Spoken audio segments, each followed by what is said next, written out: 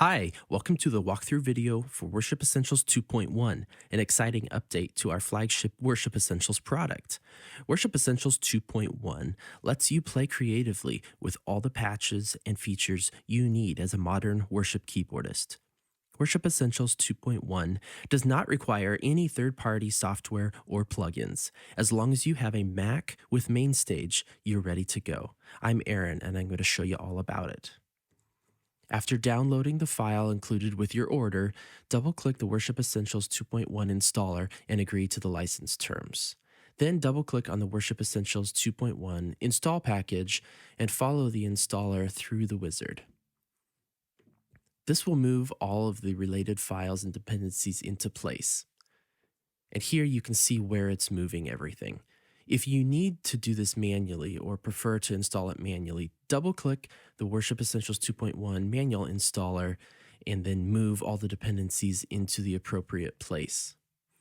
I'll show you a few things here. Included with Worship Essentials is the primary MainStage concert, but it does also include a Logic session in case you're producing in Logic and would prefer to have access to these sounds in Logic.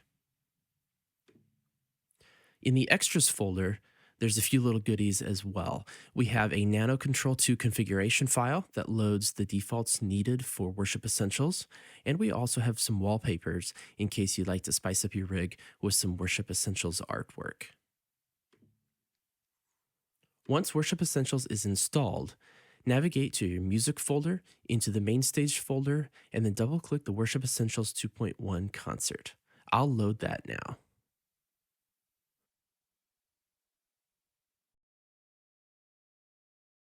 Let me give you a quick overview of the Worship Essentials interface.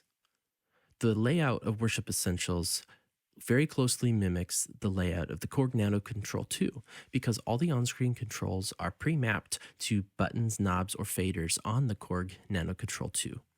Across the top, we have our global effects like reverb, shimmer, delay, and compression. In the center, we have our patch browser that lets you navigate up or down patches inside the Worship Essentials concert. These are pre-mapped to the next and the previous track buttons. The main area of the interface is comprised of our 6 primary layers that correspond with faders 1 through 6 on the Korg Nano Control 2. As we move through different patches in the Worship Essentials set, we'll have different sounds available to us on each of these 6 faders. On the left, we have our drone pad fader, which corresponds with fader number 7 on the Korg Nano Control 2. And then on the right, we have our master volume, which is fader number 8.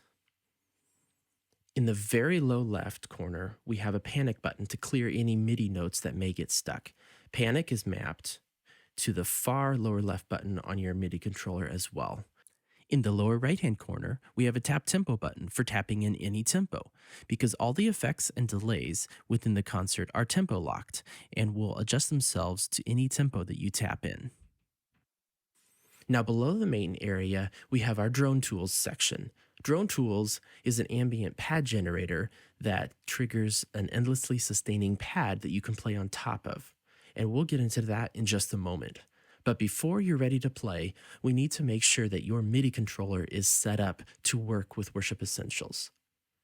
So click on the Layout tab in MainStage and then select the primary keyboard instance at the bottom of the screen. Then click on Assign and play any note on your MIDI controller. This will tell MainStage to respond to your primary controller. If you have a secondary controller, you can use that to control the Drone Tools pad. If that's the case, select the smaller keyboard instance, click Assign, and then play any note on your secondary controller, and you can use that to control Drone Tools instead. Now let's switch back to edit mode, and we're ready to play.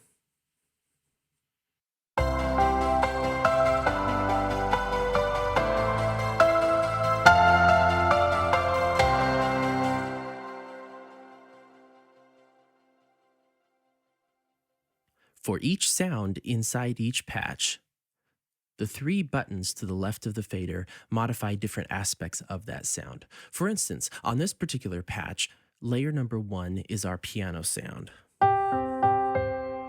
And the first button engages an octave So you can play an octave lead with just one note.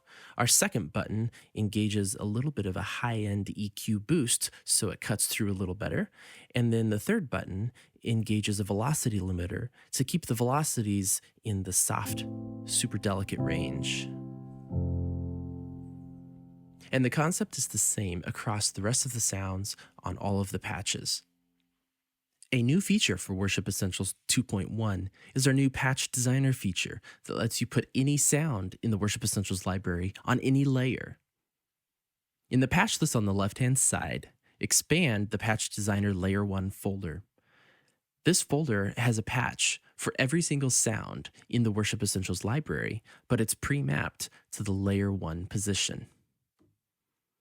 If you expand the Layer 2 folder, you'll find the same thing. Again, it's every single patch in the Worship Essentials library pre-mapped to the Layer 2 position. Same with layers 3 through 6. Now you can build a custom patch by choosing a patch for Layer 1. In this case, I'm going to choose an EP. I'm going to scroll down to Layer 2, and I'm going to hold down the Command key on the keyboard, and then choose a secondary sound. Now I'm going to keep scrolling down to the Layer 3 folder, and I'm going to choose another sound for our Layer 3 position. Now with all three of those patches selected, and again, you can see by scrolling through the list here, I have all three of these patches selected. You can right-click and choose New Patch from Selected Patches, or you can go up to the Patch List Action menu and choose the same thing, New Patch from Selected Patches. This will create a new patch in the list and merge in all of the instruments from all three of those selections. You can double-click to rename your patch,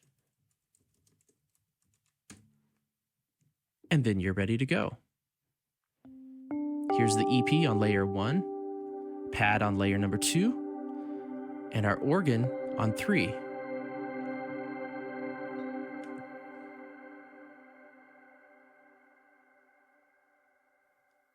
Now this is great because you can create any custom patch that you want with any sound in each layer. But we realize you may not want all of these patches loaded all of the time. In fact, for performance reasons, it might be better to remove the patches that you're not going to use just to keep your MainStage concert trimmed down and more efficient. So I'm going to remove all of these patches here for just a moment. In fact, I've deleted everything except our default patch here. Now you can still use the Patch Designer to build custom patches. So what we're going to do is we're going to browse up to the patch list, click on Add a New Patch, and then in the inspector at the bottom, click on Patch Library, browse out to your user patches, to the instrument folder, to Worship Essentials 2.1 patches, and then select the Patch Designer Layer 1 folder. I'm going to choose something for Layer 1 here. Let's bring in the Worship Piano. Now I'm going to create a new patch, follow the same process, browse out to User Patches, Instrument, Worship Essentials 2.1, Layer 2. Here, I'm going to load up the classic organ. For demonstration, I'll load a third one as well. Browse out to the same location, Layer 3.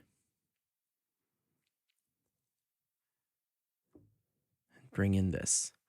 Now, with those three patches selected, go up to the Actions menu, New Patch from Selected Patches, and here's a new custom patch again.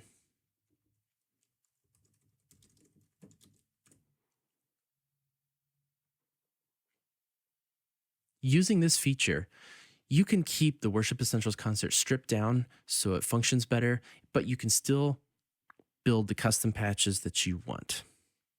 Now I'll mention that Layer 5 is the only layer that can contain the Worship Essentials strings patch, because the strings is actually a custom combination of Layer 5 and 6.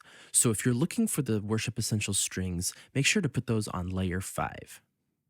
We've also included the original Worship Essentials layered patches in the same place as well. If you deleted any of the factory defaults, you can create a new empty patch and browse to User Patches, Instrument, Worship Essentials 2.1, Worship Essentials layered patches, and then choose from all of the original patches that were included with the original concert. Here's a look at some of the new features with drone tools.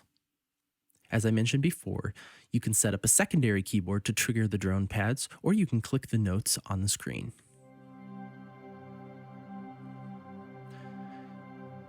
To stop playback, press the play button on your Korg Nano Control controller, or toggle the on-off button on screen. Now, these first two knobs for octave and intervals only apply before you've triggered a note. The octave controls which octave the pad sustains in, and the interval controls the thickness of the chord, usually just root or open fifths. So if I pull this all the way down and trigger a C, you'll see it plays just the fifth. If I bring this up one notch and trigger it again, you can hear it plays the root and the fifth. As we move up, it gradually increases the number of notes in the chord. And as the chord becomes more complex, you might need to change the octave up a notch and re-trigger as well. The cutoff knob is a low-pass filter that rolls off the high end so you can really dial in the tone of that pad. And layer 2 is an additional shimmer layer that you can bring in or out to help shape the overall texture. You can really hear it if I boost it here. While the drone pad is playing, you can also enable Motion 1 or Motion 2 by clicking the buttons on screen or pushing the buttons on the Korg Nano Control 2. Motion 1 triggers an envelope that gradually expands the sound as it plays.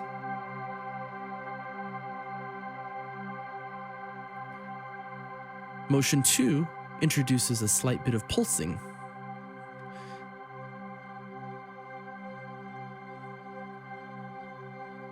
Combine both of them and adjust the cutoff filter for a pad that fits just about under anything.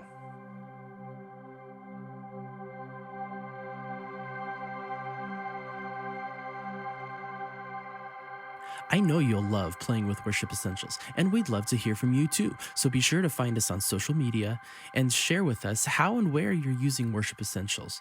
You can find this product and more, and answers to any questions you might have at our website at www.thatworshipsound.com.